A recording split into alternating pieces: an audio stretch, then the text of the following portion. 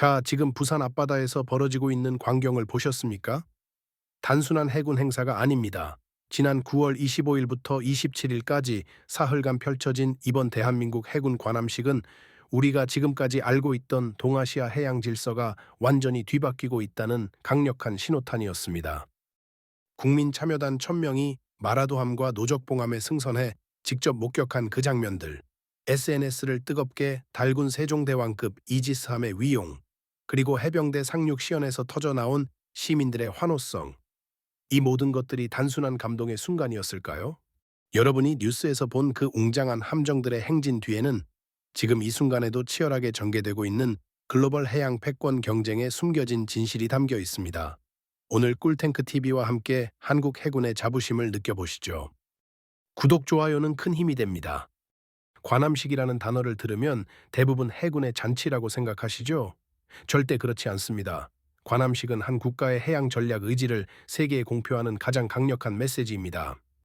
대한민국 해군이 창설 80주년을 맞아 부산에서 개최한 이번 관함식에는 함정 31척과 항공기 18대가 참가했습니다. 하지만 이 숫자들이 단순한 전력 과시일까요?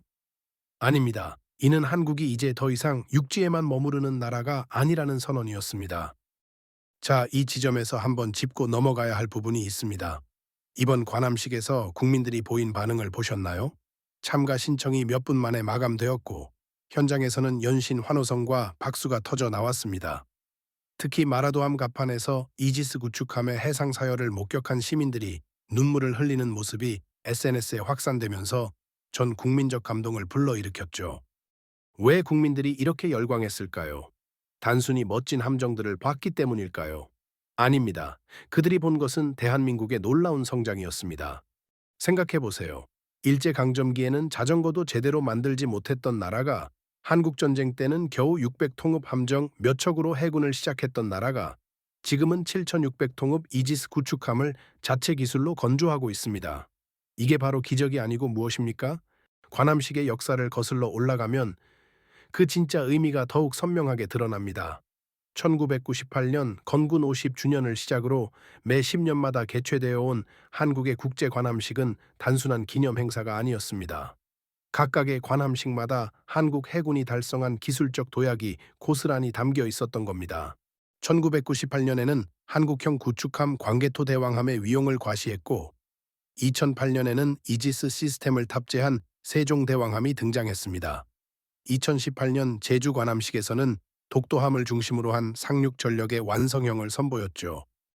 그런데 이번 관함식에서 정말 주목해야 할 부분은 따로 있습니다. 바로 국제 수식어가 빠졌다는 점입니다. 원래 올해 5월에 국제 관함식으로 개최될 예정이었던 이 행사가 왜 갑자기 국내 행사로 축소되었을까요? 여기서 첫 번째 실마리가 나옵니다.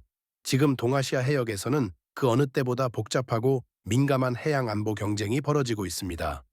각국이 자국의 해군력을 한자리에 모아놓는다는 것 자체가 극도로 조심스러운 상황이 된 겁니다. 특히 2018년 제주 국제관함식에서 벌어진 우길기 논란을 기억하시죠? 일본 해상자위대가 우길기 개양을 고집하며 결국 불참했던 그 사건은 단순한 외교적 마찰이 아니었습니다. 이는 동아시아 해역에서 각국의 역사인식과 현재의 안보 이해관계가 얼마나 첨예하게 대립하고 있는지를 보여주는 상징적 사건이었습니다. 그런 상황에서도 한국은 굴복하지 않았습니다. 오히려 더 당당하게 자신만의 관함식을 개최함으로써 우리는 우리 방식대로 가겠다는 강력한 메시지를 전 세계에 발신한 겁니다.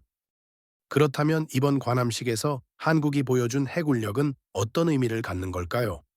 표면적으로는 이지스 구축함, 삼천통읍 잠수함, 대형 수송함 등 한국 해양 방위 산업의 기술력을 과시하는 자리였습니다. 하지만 더 깊이 들여다보면 이는 한국이 해양에서의 자주 국방을 본격적으로 선언한 순간이었습니다. 특히 이번 관함식에서 공개된 한국의 신형 무기 체계들은 정말 놀라운 수준이었습니다. 해성 대함미사일의 정밀 타격 능력, P3C 오라이온 해상 초계기의 대잠 탐지 성능, 그리고 링스 헬기가 발사한 시스쿠아 미사일이 정확히 표적을 명중시키는 장면을 본 시민들은 연신 환호를 쏟아냈습니다. 주목할 점은 이번 관함식에 일반 국민 1000명이 직접 참여했다는 사실입니다. 마라도함과 노적봉함을 타고 해상 사열을 직접 관람하며 해군의 위용을 체험할 수 있게 한 것이죠. 이는 단순한 홍보 행사가 아닙니다. 해양 안보의 중요성을 국민들이 피부로 느끼게 하려는 전략적 의도가 숨어 있었던 겁니다. 실제로 참가한 시민들의 반응은 어땠을까요? 정말 자랑스러웠어요. 우리나라가 이렇게 강한 해군을 가지고 있는 줄 몰랐습니다. 함정들이 일렬로 늘어선 모습을 보니 가슴이 벅차올랐어요. 이런 생생한 증언들이 SNS를 통해 실시간으로 확산되면서 전 국민적 자긍심 고취 효과를 가져왔습니다. 왜 이런 국민 참여가 중요할까요? 바로 지금 우리가 직면한 해양 안보 환경 때문입니다. 한국은 수출입 물동량의 99.7%를 바다를 통해 처리하는 전형적인 해양 의존 국가입니다. 그런데 이 생명선과도 같은 해상 교통로가 지금 어느 때보다 불안한 상황에 놓여 있습니다. 그 이유는 바로 중국의 급격한 해군력 증강 때문입니다. 중국은 현재 항공모함 3척을 보유하고 있고 네 번째 항공모함도 건조 중입니다. 더 놀라운 것은 함정수에서 이미 미국을 앞질렀다는 사실입니다. 중국 350척, 미국 290척. 이 숫자가 의미하는 바를 아시겠습니까? 하지만 여기서 끝이 아닙니다. 중국은 이제 단순히 함정수만 늘리는 것이 아니라 질적으로도 급속히 발전하고 있습니다.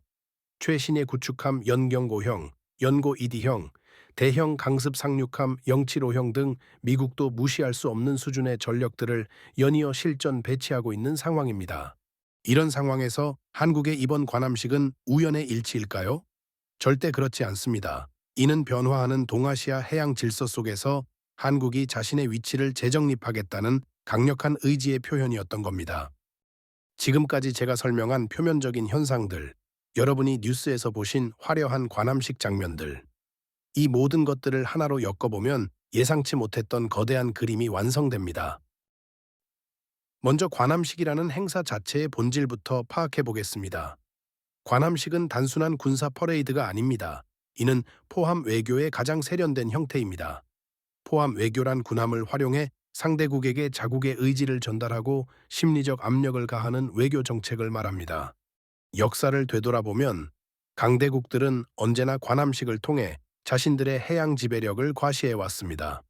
1914년 영국의 스피테드 관함식에서는 전함만 100척이 넘게 참가했습니다. 수평선까지 군함들이 바다를 가득 메웠던 그 위험은 대영제국 해상 패권의 절정을 보여주는 상징이었죠. 그런데 아이러니하게도 역사학자 폴 케네디는 바로 그 관함식을 대영제국 몰락의 시작을 상징하는 사건으로 평가했습니다. 왜일까요? 지나친 과시는 오히려 쇠퇴의 전조가 될 수 있기 때문입니다. 이런 관점에서 현재의 상황을 바라보면 흥미로운 패턴이 발견됩니다. 중국이 최근 몇 년간 보여주고 있는 대규모 해군력 증강과 과시는 과연 자신감의 표현일까요? 아니면 불안감의 반영일까요? 중국의 해군력을 구체적으로 분석해 보겠습니다. 표면적인 숫자로는 분명 인상적입니다. 항공모함 3척, 구축함 50여 척, 총 함정수 350척. 하지만 이 숫자들 뒤에 숨겨진 한계들을 들여다보면 다른 그림이 그려집니다. 첫째, 중국 해군의 급속한 확장은 양적 성장에 치중되어 있습니다. 함정 건조 속도는 세계 최고 수준이지만 승조원 훈련이나 실전 경험 축적은 그에 미치지 못하고 있습니다. 특히 항공모함 운용 경험은 여전히 초보 수준입니다. 둘째, 중국의 해군력 증강은 지정학적 압박에서 비롯된 방어적 성격이 강합니다. 대만 해협, 남중국해, 동중국해에서의 영향력 확보가 주된 목적이지 진정한 의미의 글로벌 해군을 추구하는 것은 아닙니다. 셋째, 기술적 한계가 여전히 존재합니다. 항공모함 3척 중 2척은 여전히 구식 스키점프 방식이고 최신의 푸젠함도 재래식 추진입니다. 미국의 핵추진 항공모함과는 작전 방향과 지속력에서 근본적인 차이가 있습니다. 이런 상황에서 한국의 위치는 어디일까요? 여기서 정말 중요한 통찰이 나옵니다. 한국은 지금 해양 중경국에서 해양 강국으로 도약하는 결정적 기로에 서 있습니다. 한국 해군의 현 주소를 냉정하게 평가해 보겠습니다. 세종대왕급 이지스 구축함 3척, 충무 02 순신급 구축함 6척, 손원 1급과 장보 고급 잠수함 등을 보유하고 있습니다. 숫자로만 보면 중국에 비해 크게 뒤떨어집니다. 하지만 여기서 핵심은 질적 우위입니다. 그런데 이번 관함식에서 드러난 한국 해군의 진짜 강점을 보셨습니까? 바로 완성도입니다. 이지스 시스템의 정교한 운용, 해성 미사일의 정확한 타격, 잠수함의 스텔스 능력 등 모든 면에서 세계 최고 수준의 완성도를 보여줬습니다. 특히 이번 관함식에서 시연된 대잠 작전 능력은 정말 압도적이었습니다. P3C 오라이온 해상 초계기가 적 잠수함을 탐지하고 링스 헬기가 시스쿠아 대함 미사일로 정밀 타격하는 일련의 과정이 완벽한 조화를 이뤘죠. 이를 지켜본 시민들의 환호성이 터져 나온 것은 당연한 일이었습니다. 한국 해군의 강점은 무엇일까요? 첫째, 기술적 완성도입니다. 한국의 이지스 시스템, 잠수함 기술, 함대함 미사일 등은 세계 최고 수준입니다. 특히 해성 미사일 같은 대함 미사일 기술은 중국도 무시할 수 없는 수준입니다. 둘째, 지정학적 우위입니다. 한국은 동북아 해역의 중심에 위치해 있어 작은 전력으로도 큰 효과를 낼 수 있는 전략적 요충지를 확보하고 있습니다. 셋째, 동맹체계의 장점입니다. 한미동맹을 기반으로 한 연합작전 능력은 단독으로는 달성하기 어려운 전력 증배 효과를 창출합니다. 넷째, 그리고 이것이 가장 중요한 부분인데 바로 국민들의 뜨거운 관심과 지지입니다. 이번 관함식에서 보여준 국민들의 반응은 정말 놀라웠습니다. 참가 신청 경쟁률이 수십 대 1을 기록했고 현장에서는 연신 대한민국 해군 파이팅! 이라는 함성이 터져 나왔습니다. 왜 국민들이 이렇게 열광했을까요? 이는 단순한 군사력 과시에 대한 흥미가 아니었습니다. 자국의 기술력과 국방력에 대한 자부심, 그리고 안전에 대한 안도감이 복합적으로 작용한 결과였습니다. 실제로 이번 관함식이 가져온 경제적 파급 효과도 상당합니다. 한국의 함정 수출 문의가 급증했고, 특히 동남아시아 국가들로부터 이지스 시스템과 잠수함 기술에 대한 관심이 크게 높아졌습니다. 이는 곧 K방산의 새로운 성장 동력이 될 것으로 전망됩니다. 하지만 한계도 분명합니다. 가장 큰 문제는 전력의 절대 규모입니다. 아무리 질적으로 우수해도 양적 열세가 너무 크면 극복하기 어렵습니다. 특히 잠수함 전력에서 중국은 77척, 한국은 21척으로 압도적인 차이를 보입니다. 그런데 여기서 흥미로운 사실이 하나 있습니다. 이번 관함식에서 한국이 보여준 소수 정예 전력의 위력이 바로 그 해답을 제시했다는 점입니다. 숫자는 적지만 하나하나가 최고 수준의 성능을 자랑하는 한국의 함정들이 만들어낸 시너지 효과는 정말 놀라웠습니다. 그렇다면 이런 상황에서 한국이 택해야 할 전략은 무엇일까요? 이번 관함식이 던져주는 시사점이 바로 여기에 있습니다. 첫 번째 전략은 비대칭 전력의 강화입니다. 모든 분야에서 중국과 경쟁할 필요는 없습니다. 한국이 강점을 가진 잠수함, 대함 미사일, 해상 초계 능력 등에 집중 투자하여 작지만 강한 해군을 만드는 것이 현실적입니다. 두 번째는 기술력 기반의 차세대 해군 건설입니다. 한국은 세계 최고 수준의 조선 기술과 IT 기술을 보유하고 있습니다. 이를 활용해 무인 함정, AI 기반 전투 시스템, 사이버 전자전 능력 등 미래형 해군 전력을 구축해야 합니다. 세 번째는 국민과 함께하는 해군입니다. 이번 관함식에서 보여준 국민들의 뜨거운 관심과 지지는 한국 해군의 가장 큰 자산입니다. 이런 국민적 지지를 바탕으로 지속적인 해군력 발전을 추진해 나가야 합니다. 네 번째는 지역 해양 안보 협력의 주도입니다. 한국이 일본, 호주, 인도 등과 함께 중경욱 해양 안보 네트워크를 구축한다면 중국의 일방적인 해양 확장을 견제할 수 있는 균형추 역할을 할 수 있습니다. 다섯 번째는 K방산의 글로벌 진출 확대입니다. 이번 관함식을 통해 증명된 한국 해군 기술의 우수성을 바탕으로 함정, 잠수함, 해군용 무기 체계의 수출을 확대해야 합니다. 이는 경제적 이익뿐만 아니라 전략적 영향력 확산에도 큰 도움이 될 것입니다. 하지만 여기서 가장 중요한 것은 해양 의식의 전환입니다. 한국은 여전히 대륙 국가적 사고에 머물러 있는 경우가 많습니다. 국민의 90% 이상이 해상 무역에 의존하고 있으면서도 해양의 중요성에 대한 인식은 상대적으로 낮았던 것이 사실입니다. 그런데 이번 관함식이 바로 그 전환점이 되었습니다. 1,000명의 국민이 직접 함정에 탑승해 해상 사열을 관람하고 수많은 시민들이 부산 해군작전 기지를 방문해 함정을 견학했습니다. 이런 경험을 통해 해양 안보가 먼 나라 이야기가 아니라 우리 생활과 직결된 문제라는 것을 체감하게 된 겁니다. 특히 젊은 세대들의 반응이 뜨거웠습니다. 해군이 이렇게 멋있는 줄 몰랐어요. 우리나라 기술력이 정말 대단하네요. 꼭 해군에 지원하고 싶어졌어요.